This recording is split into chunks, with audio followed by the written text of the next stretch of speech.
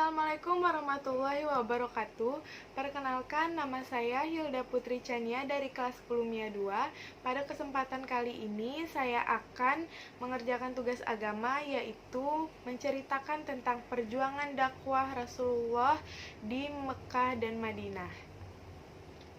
Baiklah, saya akan menceritakan sejarah perjuangan Nabi Muhammad SAW di Mekah dan di Madinah, strategi perjuangan Nabi, dan kunci kesuksesan kepemimpinan Nabi Muhammad SAW. Sampai kapanpun orang akan tertarik untuk mengkaji sejarah hidup Nabi Muhammad SAW, karena kesuksesannya di dalam berdakwah yang sangat cepat, sehingga hanya memakan waktu 23 tahun saja. Nabi Muhammad SAW mampu mendirikan negara Madinah. Fenomena kebesaran, kehebatan, dan juga kesuksesan Nabi Muhammad SAW yang sangat cepat ini tidak hanya diakui oleh para pengikutnya, tetapi juga oleh para lawan-lawannya. Penting untuk dikaji untuk menemukan strategi, cara-cara yang tepat untuk meraih kesuksesan di dalam dakwah Islamiyah saat ini, dan juga untuk menggali kunci-kunci kesuksesan kepemimpinan Nabi Muhammad SAW untuk diterapkan pada zaman modern ini. Dengan itu dapat diharapkan akan lahirnya tokoh-tokoh para pemimpin Islam yang mampu meneladani sifat-sifat Nabi Muhammad SAW. Tidak hanya diingkari oleh siapapun bahwa Nabi Muhammad SAW adalah manusia terbesar di muka bumi. Kebesarannya ini tidak hanya diakui oleh orang Muslim, tetapi juga oleh orang-orang Barat. Tidak hanya diakui oleh para pengikutnya, tetapi juga para lawannya. Nabi Muhammad SAW adalah manusia yang sempurna atau insan kamil. Memang benar ia adalah manusia biasa, tetapi di sisi lain tidak seperti umumnya manusia. Syair Arab mengatakan, Muhammadun basyarun la kal basyari bal huwa kal yaquti baina al-hajari. Muhammad adalah manusia, tetapi tidak seperti manusia lainnya. Ia seperti yakut atau batu mulia di antara batu-batu. Di dalam Al-Quran mengatakan, Kul innama anna basyarun mislukum yuha ilayya annama ilahukum ilahun wahidun. Surah ke-18 ayat 110. Katakan, sesungguhnya aku adalah manusia seperti biasa. Kalian yang diberi wahyu bahwasannya Tuhan kalian adalah Tuhan yang esa. Kebesaran Nabi Muhammad SAW inilah yang mendorong setiap orang dari dulu hingga kini ingin mengetahui rahasia-rahasia di balik kesuksesannya menyebarkan agama, menjadi pemimpin umat manusia.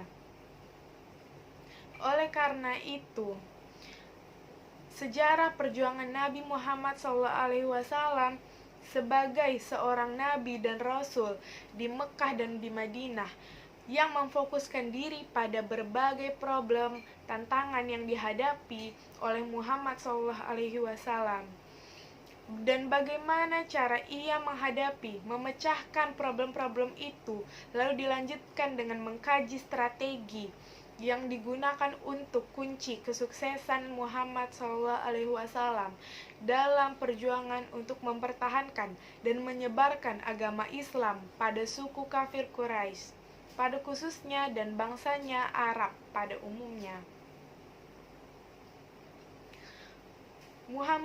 Nabi Muhammad SAW dan wahyu. Muhammad bin Abdullah dilahirkan di kalangan keluarga terhormat yang relatif miskin. Keturunan suku Quraisy di Mekah sekitar tahun 570 Masehi. Ayahnya telah meninggal sebelum ia lahir, dan ibunya berpulang ke rahmatullah ketika ia masih anak-anak. Ia dibesarkan oleh pamannya, Abu Thalib, yang meskipun tak pernah mau menerima Islam, tetapi membela keponakannya mati-matian dari sikap permusuhan orang-orang Mekah yang membenci agama Islam yang baru pada saat itu. Ia adalah orang yang jujur, dapat dipercaya, dan berakhlak luhur. Khadijah, seorang janda kaya yang lebih tua 15 tahun daripadanya, dan mempekerjakannya untuk mengurus perdagangan ia begitu terkesan oleh kejujuran dan akhlak sehingga ia meminta Nabi Muhammad untuk menjadi suaminya. Nabi Muhammad yang waktu itu baru berusia 25 tahun menerima permintaan itu dan tidak kawin lagi sampai Khadijah meninggal di saat Muhammad SAW berusia 50 tahun. Kita juga tahu bahwa keluhuran budi Nabi Muhammad SAW mendorong untuk menyepi secara teratur di Gua Hira di luar kota Mekah untuk berkontemplasi.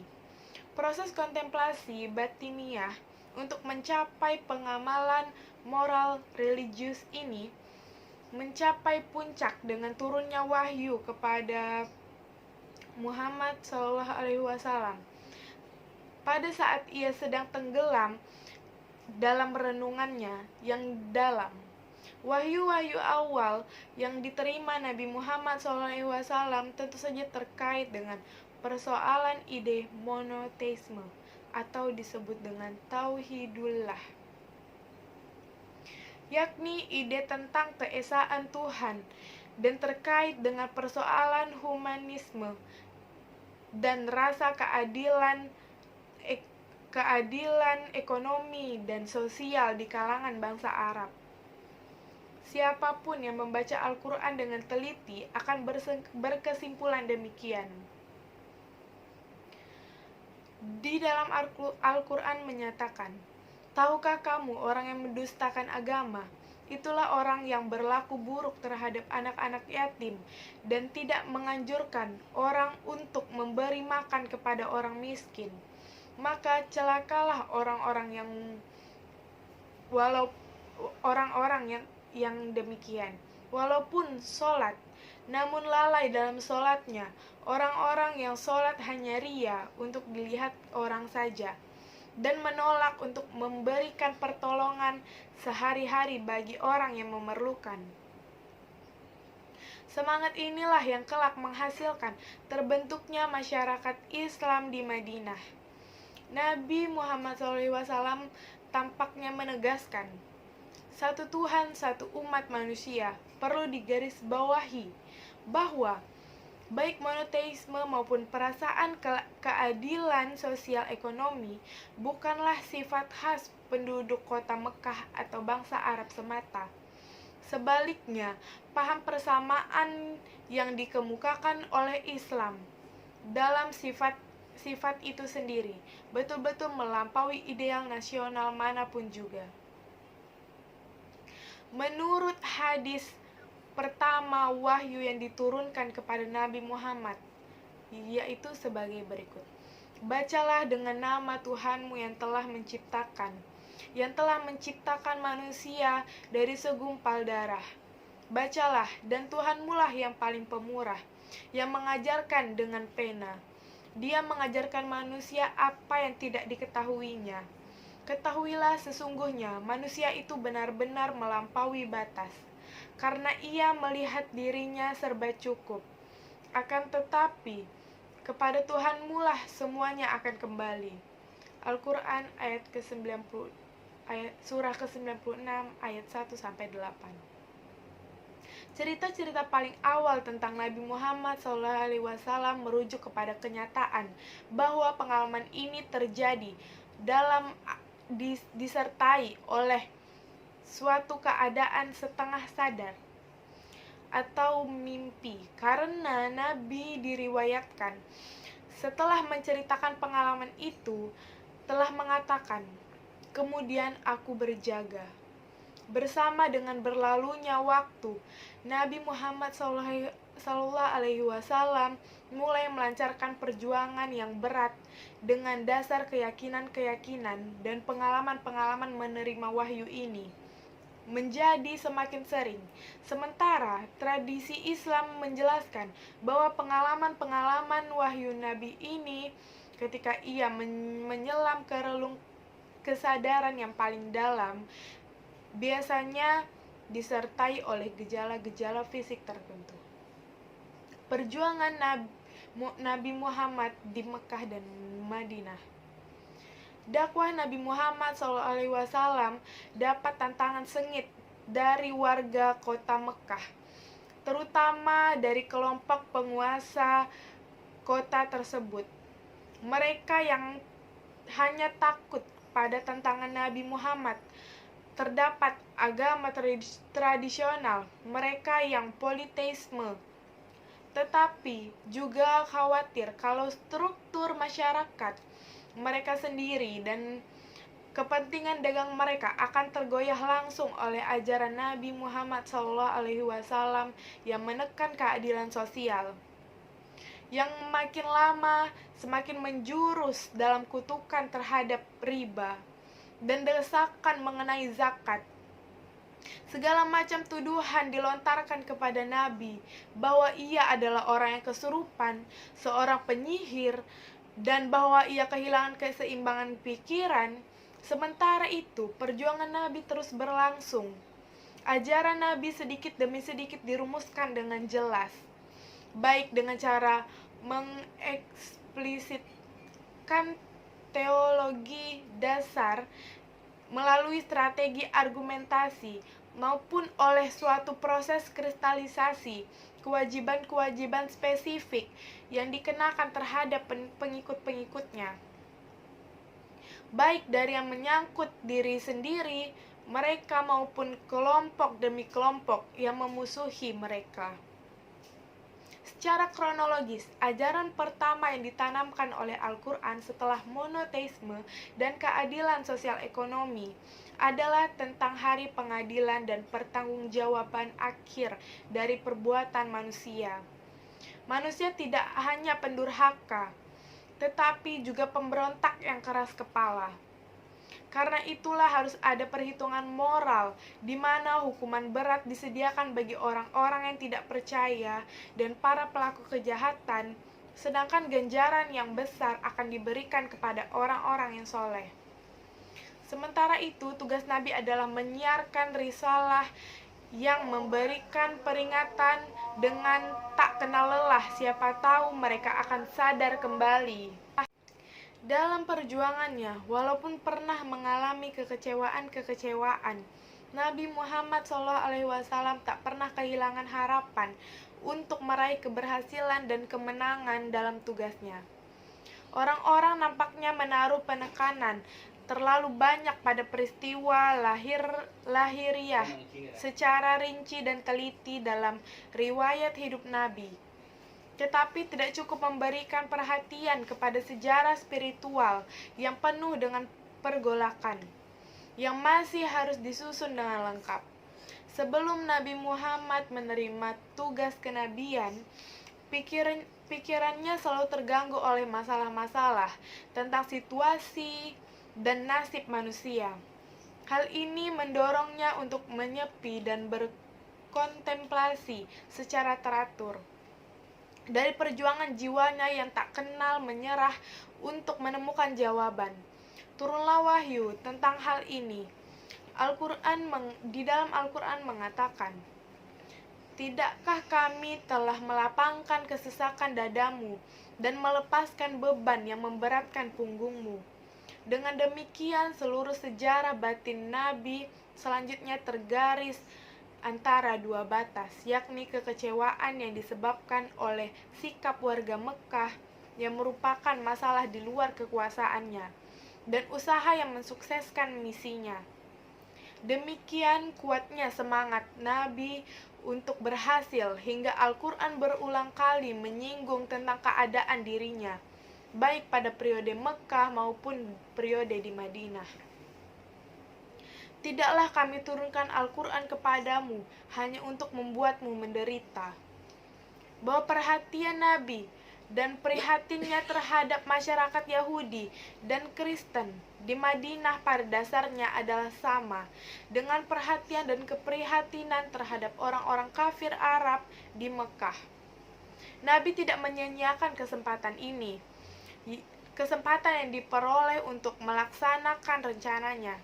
Musuh-musuhnya, baik ketika di Mekah maupun di Madinah, yang mengetahui semangat dan perjuangan beliau demikian besarnya demi perjuangan kemanusiaan ini, menawarkan kepadanya kesempatan-kesempatan dengan imbalan konsesi-konsesi dari Nabi. Tetapi Al-Quran terus-menerus memperingatkan Nabi tentang setiap kemungkinan kompromi dan menegaskan perbedaan antara kompromi dan strategi. Mereka ingin kalau saja engkau mau berkompromi, maka mereka juga mau berkompromi. Strategi Nabi Muhammad SAW. Di Mekah, Nabi telah memperoleh sekelompok pengikut kecil yang jumlahnya tidak terlalu banyak, tetapi bersemangat kuat. Namun setelah 13 tahun berdakwah dan berjuang terus-menerus, tampak jelas bahwa gerakannya menemui jalan buntu. Dan tampak kecil sekali harapannya untuk cepat-cepat memperoleh keberhasilan menghadapi perlawanan warga Mekah yang keras kepala. Ketika itulah orang-orang Madinah mengadakan hubungan dengan Nabi, mengundangnya untuk pindah ke kota tersebut dan menjadi pemimpin politik dan agama. Dan menjadi alasan tidak mungkin untuk menganggap Nabi telah kehilangan harapan atau ditolak sama sekali di Mekah, walaupun perjuangannya hanya memperoleh kemajuan sedikit saja. Tampaknya seolah-olah menemui jalan buntu. Di Mekah, ia telah berusaha sekeras-kerasnya, tapi tampaknya tidak ada hasil. Dalam semangatnya, ia ingin melakukan strategi dan tindakan-tindakan yang kadang menjurus kepada bahaya kompromi. Kenyataannya yang sebenarnya adalah bahwa Nabi mempunyai strategi yang lebih jitu, yakni merebut Mekah terlebih dahulu untuk kemudian dari kota ini menyiarkan Islam ke daerah-daerah lainnya. Inilah target utama yang akan dijalankan Nabi Muhammad SAW. Sekalipun seandainya ia masih di Mekah, ada dua faktor utama yang mendorong kebijaksanaannya ini. Yang pertama, Mekah adalah pusat keagamaan bangsa Arab dan melalui konsolidasi bangsa Arab dalam Islam, Islam bisa tersebar luas keluar. Kedua, apabila suku Nabi Muhammad sendiri dapat diislamkan, maka Islam akan memperoleh dukungan yang besar karena orang-orang Quraisy. Dengan kedudukan mereka sendiri serta fakta-fakta antar sukunya, mempunyai kekuasaan dan pengaruh yang besar. Kunci kesuksesan kepemimpinan Nabi Muhammad SAW. Sejarah mencatat bahwa kepemimpinan Rasulullah SAW berlangsung bukan tanpa hambatan. Ia menghadapi hambatan fisik maupun mental. Ia diejek, dihina, dan disakiti. Pada malam berhijrah dari Mekah ke Yastrib, rumahnya dikepung oleh orang-orang beringas. Namun hambatan-hambatan itu tidak membuatnya putus asa dan gagal dalam melaksanakan tugas. Bahkan dalam waktu yang singkat pun, ia mampu menyelesaikan tugas membina satu masyarakat yang sebelumnya dikenal sangat serakah dan terpecah belah menjadi satu masyarakat yang ideal. berkeadilan oleh sejahtera dunia dan akhirat. Pertama, akhlak Nabi yang terpuji tanpa cela.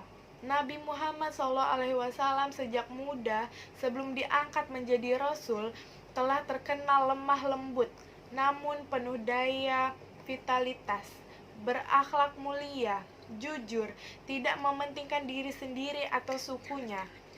Sejak muda, Nabi Muhammad telah mendapat gelar Al-Amin karena kejujurannya. Karena kejujurannya itu, ia mendapatkan kepercayaan dari Khadijah yang kemudian menjadi istri dan pendukungnya untuk membawa dagangannya ke Syariah. Kedua, karakter Nabi yang tahan uji, tangguh, sederhana, dan bersemangat.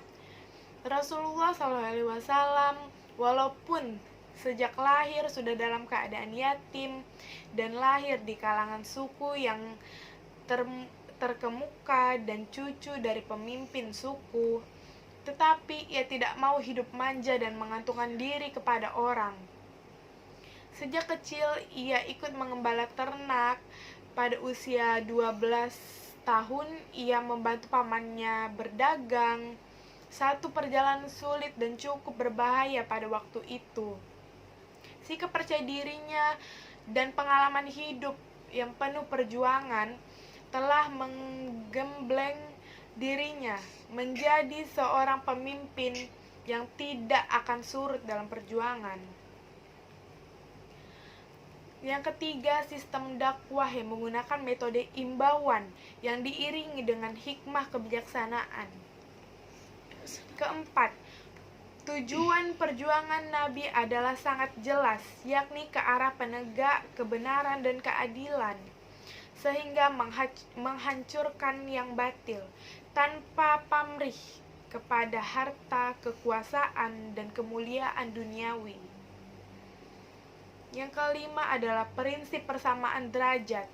Nabi dalam pergaulan sehari-hari bersikap sama terhadap semua orang. Tutur katanya yang sopan, lemah lembut, senyum manisnya tidak berbeda dari antara satu dengan yang lainnya, antara kaya dengan miskin, antara lemah dengan yang kuat, antara musuh dan sahabat. Ia tak pernah menghina atau bermuka masam kepada siapapun.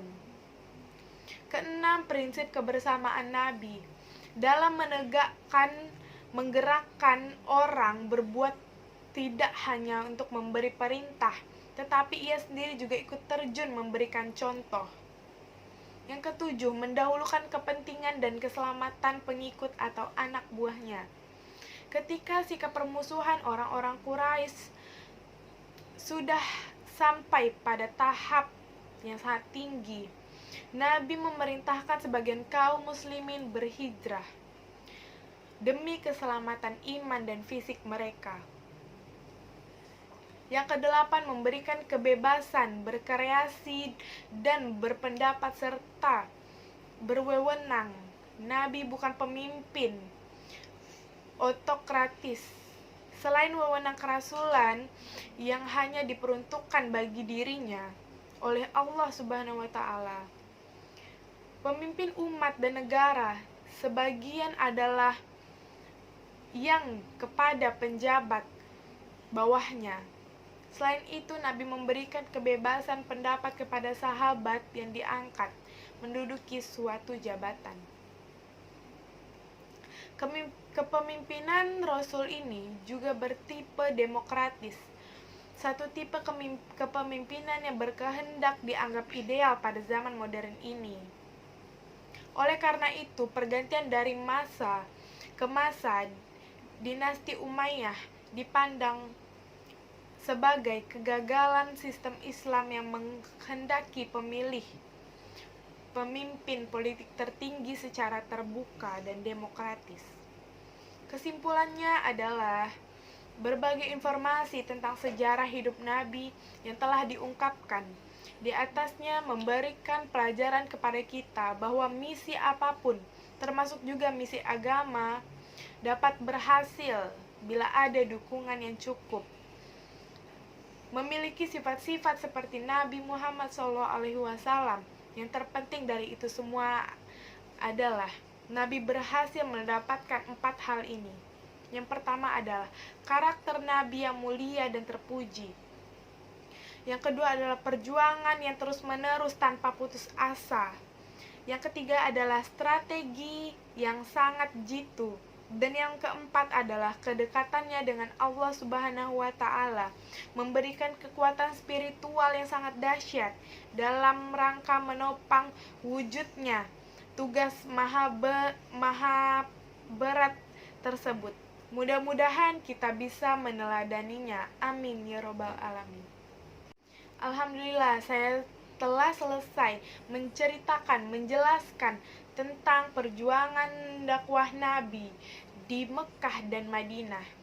Semoga bermanfaat bagi kita semua. Mohon maaf jika ada kesalahan kata yang kurang berkenan di hati Anda yang menonton video ini. Saya ucapkan akhir kata, wabillahi taufiq wal hidayah. Wassalamualaikum warahmatullahi wabarakatuh.